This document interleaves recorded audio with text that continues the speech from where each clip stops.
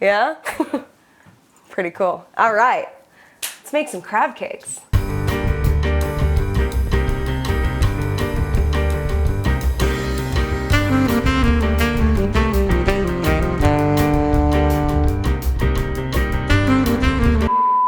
We're making vegan crab cakes today. Yeah, I was vegan for like 5 years, and that's why I'm kind of putting all the hits out there of what I used to know and have made like many times. This is like the fool's gold crab cake recipe. So, things you're gonna need for this recipe. We have hearts of palm, 2 cans just to make sure I have plenty. Same with chickpeas, 2 cans of chickpeas. We're gonna smash both of these up so it makes like a much bigger volume of food. Some sort of like nori or seaweed seasoning. I like to use this for CAKES seasoning because it's just already done for you. Makes it easier. Old Bay. If you don't have Old Bay, you can always use Cajun seasoning, even though we just talked about this. They're not the same thing. And you're gonna need pickles as well. This is for the sauce. Mayo. And another favorite, mustard. We have fresh dill, fresh cilantro, and this food processor. The food processor is also optional. You can mash all of these by hand, but I've done it in the past and it's just like, it's very time consuming and annoying. So if you have a food processor or a high speed blender, I highly recommend using it. Let's get started. We are gonna blend these up. Okay, make sure it's off, please. Be careful, be safe, don't be sticking your hands in there. We're gonna unplug it for extra safety because we don't want any disasters here today. Okay, let's do this. Starting with some hearts of palm. What I am gonna do is strain them out because you don't want any of that liquid in there. Just reach over here. Ooh, perfect. Okay.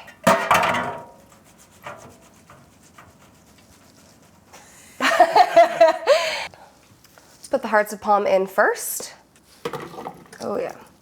I could honestly just eat these like this. If you've ever had hearts of palm, it's, I guess the most similar thing I would say is like kind of like an artichoke a little bit, like artichoke hearts.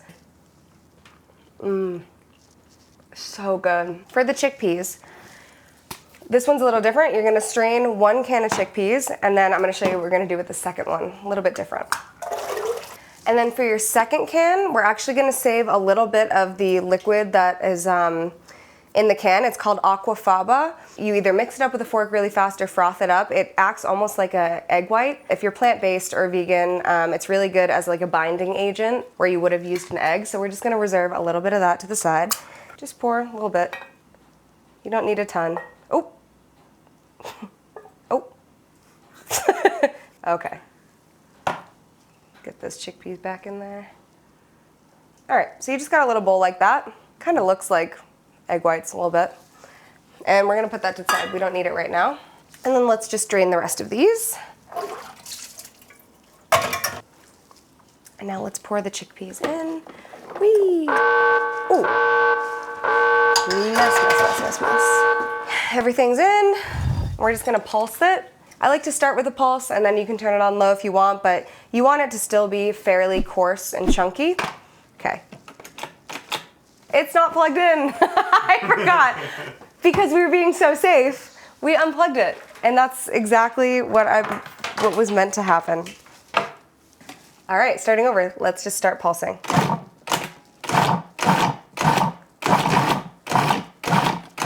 Again, like we don't want it smooth. You want it to still be fairly coarse and chunky. Coarse and chunky.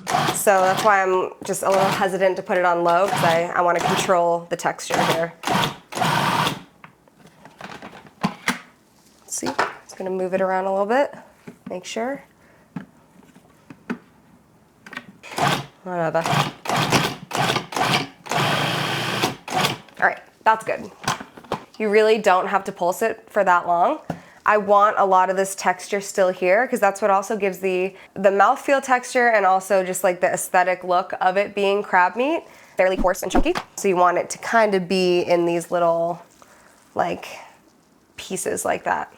If it was too smooth, it would taste bad. Especially a lump crab meat. Sometimes people use like mock crab, imitation crab it's called, right? Which I don't even know what that is. Like, so, and this is something that you could have hearts of palm and chickpeas in your pantry for years and they're never gonna go bad. So this is just a great like go-to fallout shelter meal. We're just gonna pour this all into a big bowl. This would probably just taste really good as is. Look at that. Ooh, it's a perfect texture. And you can get to this texture from like hand smashing this with a fork. It's just gonna take a lot longer. You also need lemon. I totally forgot about that. It's okay. It's gonna be fine. So what I'm gonna do now is I'm just gonna lightly blend up the aquafaba. You don't need this, you can use a fork. Ooh, yeah, careful with this out there.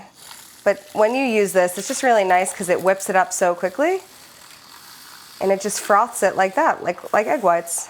A lot of bartenders actually use this for drinks instead of egg whites because the egg whites will expire and this can last way longer. Ask your bartender the next time you go out. It's like whipped eggs, whites. And that's about good. Okay, I'm gonna use just a little bit of mustard. This is a, hold on, coarse ground mustard. Okay, just a little bit. That was like maybe a teaspoon. Garlic powder. None of the measurements here matter too much for it staying together, so it's okay if you're eyeballing all the spices and stuff, which is what I normally do anyways. For a cocky seasoning. Ooh. Oh yeah, perfect. Old Bay, I like to use a lot. That's good. Oh, it smells so good.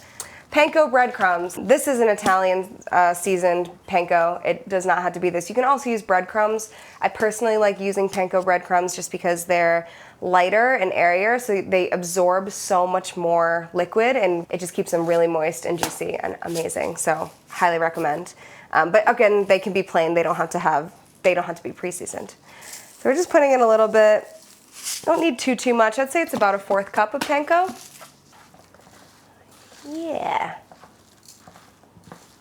Once I mix it up too, I'll really get a good idea of what more I need in here. Okay, just a rough mix. We're gonna add a little bit of the aquafaba now. Whew, so fluffy. Lovely. Blech. And then a little bit of lemon juice. All right, just all the way through, right? Yeah. Move it around a little bit. Okay. Okay.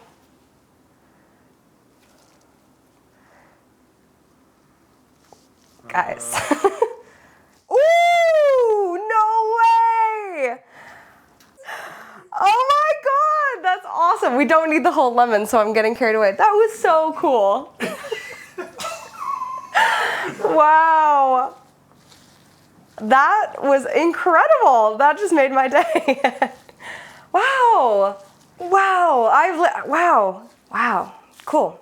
Okay, so now we've got some liquid in there. Yeah, I like to use mayo because it adds the moisture, it adds a little bit more flavor, a little bit of tanginess, creaminess, and also holds everything together. And with vegan things, when you're not using egg, using that mayo really helps. And of course, vegan mayo instead of regular mayo. We're using Kewpie mayo also. I've used this in a couple other cooking scenarios as well. It's my favorite mayo, made with egg yolks only versus the whole egg, so I guess it's just like much creamier. You can definitely taste it, but I really should fact check everything I say because I was just gonna say that I'm pretty sure that's true, but I'm not 100%.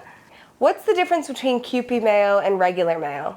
Kewpie mayo is a Japanese-style mayonnaise that's a bit different from regular mayo. It's made with egg yolks instead of whole eggs. Okay, add in your mayo, just a little bit, like 2 tablespoons. Mix it up. I'm gonna add a tiny bit more of the aquafaba actually, just because I want a little bit more moisture in here. There we go. Awesome. A little bit of salt.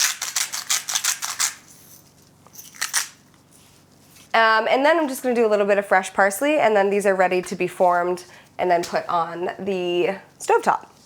A little bit of parsley. Just adds like a lovely freshness. Just gonna roughly chop it.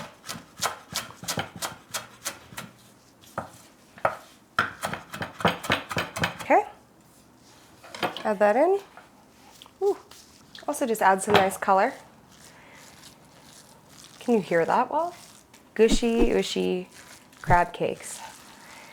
All right. Next, I'm gonna get a baking sheet to just have these prepped on. They're not going in the oven. You could put them in the oven, but I prefer to do them on the stove top so that you can get them nice and crispy. So we're gonna do that. Getting your hands wet before rolling things is helpful so it doesn't stick to your hands. If you don't have gloves, I don't have gloves. So next we're just gonna roll these, not quite like a meatball. I like to sort of shape it like this so it becomes a little crab lump. Ah. Nice. I don't know how many this makes, but definitely enough to feed, I'd say 4 to 6 people is a safe number. These could easily go in the freezer and last you for months and months. But also if you want to set these at all, you could set them in the fridge for like 30 minutes just to make sure they hold their shape. Okay, this is not even. We're gonna make one big crab cake. 12, even. Perfect. What we're gonna do next is we're gonna just cook these on the stove top. Again, you can bake them, you can air fry them, but if you want that nice crispness, I recommend pan frying them with some neutral oil. I'm gonna use an avocado oil and we're just gonna sear each side. Since it's chickpea and hearts of palm, nothing necessarily actually has to be cooked. So just keep that in mind. All you really have to do is get that sear and then they're ready to go. So super easy, should take about 5 minutes each patty. Crab cakes are done. I'm gonna make a tartar sauce. I didn't realize how easy it is. It's literally just dill, pickles, and mayo, and that's it. So that's what we're gonna do. Just in like a small bowl, add the mayo, as much as you'd like. Woo, that was a lot. And then I'm just gonna cut up some fresh dill.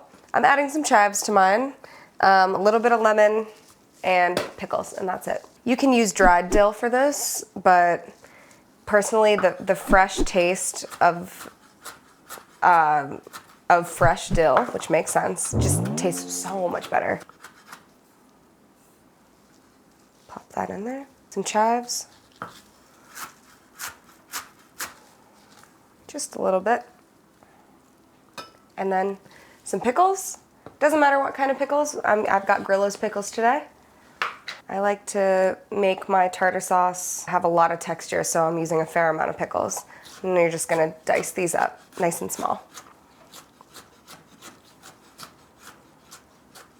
Okay, that's good.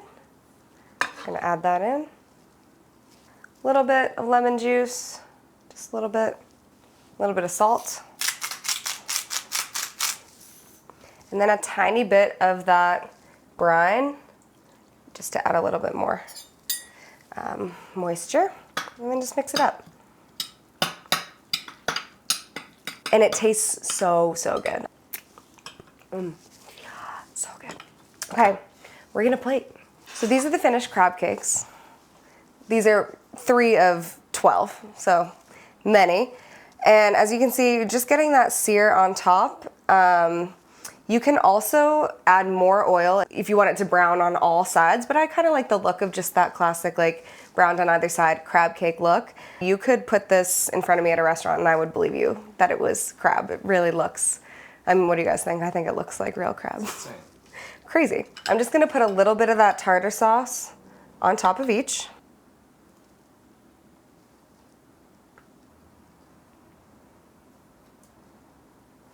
Perfect. And there you have it. Crab cakes. Cone chips. Perfect. Add a little bit of extra dill on top because we love a lasting green garnish. Ooh. Yes. Look how pretty. Ah, look at that. Oh my gosh, it's so pretty. Vegetarian crab cakes. And it just tastes like summer. I'm really excited to try it again. So, so good. All right, I'm gonna try it. We're gonna break the beauty. Okay, look at that. Look at that round, like really like a crab cake too. How cool is that? Awesome. Here's the inside if you want to see it too. Whatever. Oh, it's fantastic. I love it. We'll fry. Wow. You guys want to try? Yeah, chocolate. Oh yeah. Yeah?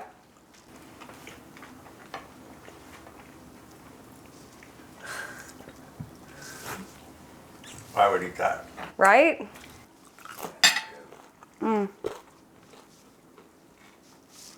Fantastic. This was awesome. I hope you enjoyed this recipe. I really hope you try it because it's worth it. Thanks for stopping by my kitchen, my favorite place on earth. This is homemade. Everything is made by me in my kitchen, and I'll see you next time. Is tilapia a real fish? Yes, tilapia is a real fish. It's a common freshwater fish that's popular in many cuisines around the world. Tilapia is known for its mild flavor and versatile texture. Tilapia is real. You heard it here first. You heard it here first. Tilapia is real if you didn't know that. That's something that I learned embarrassingly late in life. Right now, tilapia is a real fish.